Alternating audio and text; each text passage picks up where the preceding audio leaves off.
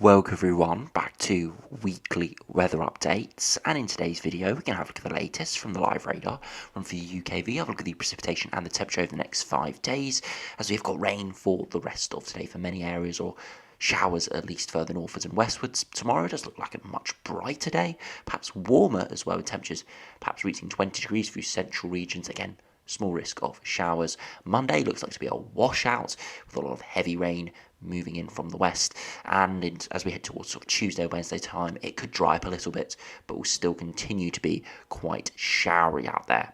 The upper air temperatures look pretty high the next few days, but they will be dipping back towards average, if not below average, come the middle of next week, as we do start quite a cool and unsettled spell. As we'll see all that on the GFS, GM, ECMWF and the Ensembles too, and there are some glimmers of hope for perhaps some higher pressure building in towards the middle of the month. I have seen that from some people on Twitter, and I have seen that a little bit in the models, but it is a glimmer of hope. Very slim chances at this stage. It's just sort of creeping into the model output for a bit of an extension of the Azores high, but the majority of ensemble members and the majority of runs still have low pressure nearby or have low pressure completely dominating. So there are hints perhaps of higher pressure, something warmer, drier building in, but at this stage it's definitely a minority option, and we'll just have to keep tracking it over the next few days. So to remember, if you enjoy my videos, make sure you like and subscribe, and remember to follow me on Twitter as well, the link's in the description. Hope everyone is having a great bank holiday weekend. Again, today is not the best of days for the weather. Monday won't be either, but if you have got plans for this bank holiday weekend, tomorrow is probably the best day to get out there. I'm pretty sure I've said that in the last few videos.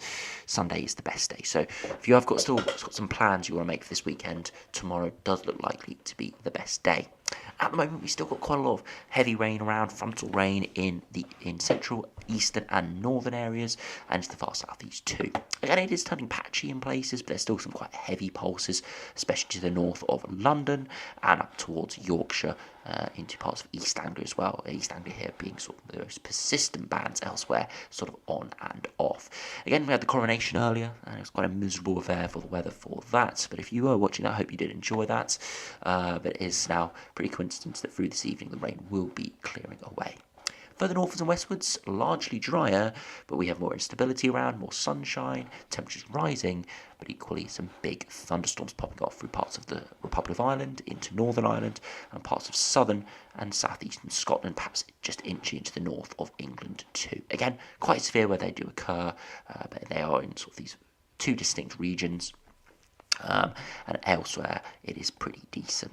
If you put on the temperatures just before 4 p.m, again you can see we've got the persistent rain in the south and the east. It's pretty cool today, temperatures around the mid to low teens.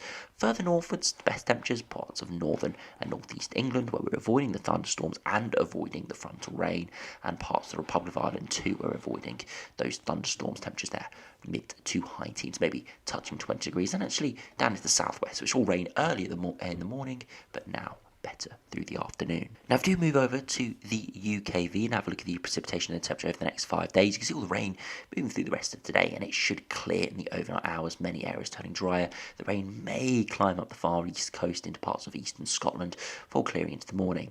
Day can see into tomorrow is a much better day, much brighter, much sunnier, and again a few showers could pop off in the far east through lunchtime. Again, very hit and miss, convective showers. Again, they could not occur, or they could be a little bit more widespread than this. It's just a guessing game, really. The instability's there. The models are showing some pop-up showers. We will just have to see the details for that. Through the rest of tomorrow afternoon, it looks pretty decent, especially for central areas, a lot of sunshine. Further westwards could cloud over a bit, and there could start to see some outbreaks of rain into the evening. And that's the frontal system in for Monday. Monday, a miserable day. By lunchtime, pretty much all areas seeing outbreaks of rain, and that continues all through the afternoon with some heavy thundery showers for Republic of Ireland and Northern Ireland behind the weather front, for eventually overnight it does clear through. Into Tuesday, no frontal rain, but again, there could be some persistent rain in Northern Ireland, and there will be scattered showers and thunderstorms as well, but a little bit better. And that is the same into Wednesday too. Again, another day of sunshine and showers. So you'd be lucky to escape completely dry here, but there should still be plenty of sunshine and dry a few hours here or there. But as I said, it will be turning cooler next week. The upper air temperatures dropping below freezing, from the upper air temperatures being a good few degrees above freezing. So even though there'll be more sunshine around, those temperatures will probably take a few degrees off come next week. Now, do look at the max temperatures. You can see through this afternoon, best conditions are set through northern England, parts far southwest of England, and parts of the Republic of Ireland and Northern Ireland. Temperatures here, 15 to 17 degrees, maybe peaking at 18 or 19. And again, through central England, 13 or 14, pretty miserable. As we head into tomorrow, it should be a much brighter day and warmer. Look at that, through central areas, widely high teens into the 20s there. Again, could be slightly cooler through parts of southern Republic of Ireland with a bit of cloud moving in and rain. For most of England, Wales, Republic of Ireland, Northern Ireland and Scotland, temperatures will be in the mid to high teens. And through central parts of England into perhaps parts of Wales, we'll see temperatures peak at 20, 21 or maybe even an isolated 22. I've seen there's a number of weather stations that have only reached sort of 19 degrees so far this spring. Likely many of those do break that 20-degree barrier tomorrow. So finally, it does look likely we're going to see sort of a widespread 20-degree day where many areas do reach it. Again, things could subtly change depending on cloud amounts and shower amounts, but at the moment, widely looking likely to be around that 21 or even 22-degree mark there at 4 p.m. through East London. As we head into Monday, those temperatures completely disintegrate, almost 10 degrees off them there, down towards 11 or 12 degrees under that heavy rain. The far east of East Anglia could see 19 degrees before the rain arrives in the afternoon, and the Republic of Ireland and Northern Ireland could see 18 to 20 degrees, but of course there are thunderstorms popping off in that. As we head into Tuesday, you see a bit more of a sunshine and shower day. Those temperatures struggling, more around the mid-teens, maybe peaking at 17 or 18, and that's very similar as we head into Wednesday too. Best temperatures 17 or 18, but widely a good few degrees cooler. So you can see it does improve a little bit into next week. Still quite showery outlook, does improve ever so slightly, but at the moment it is looking highly likely that we'll continue to see rainfall around at times, and we'll see slightly cooler conditions start to prevail as we head into next week. So we do have a look at the longer range, look at the GFS, GME, CMWF and the Ensembles, see what signs we do have of any high pressure building in. And you can see at the moment, low pressure continue to move in the next few days.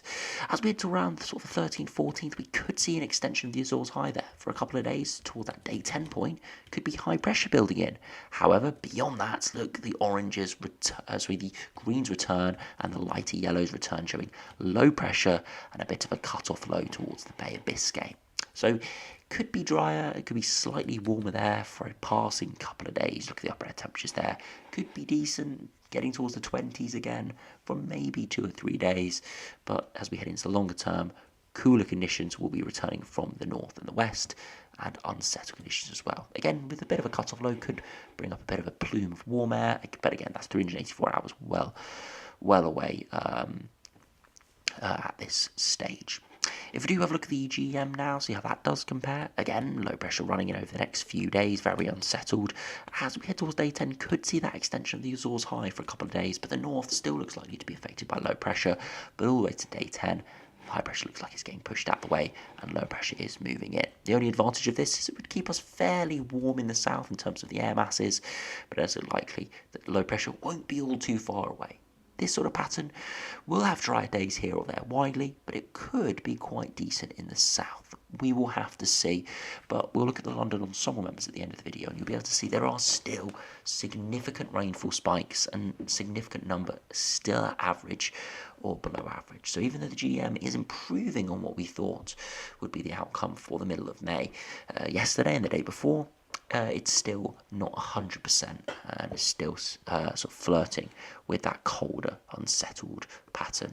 If you look at the ECMWF now, again, low pressure running in off the Atlantic, pretty unsettled, continuing there.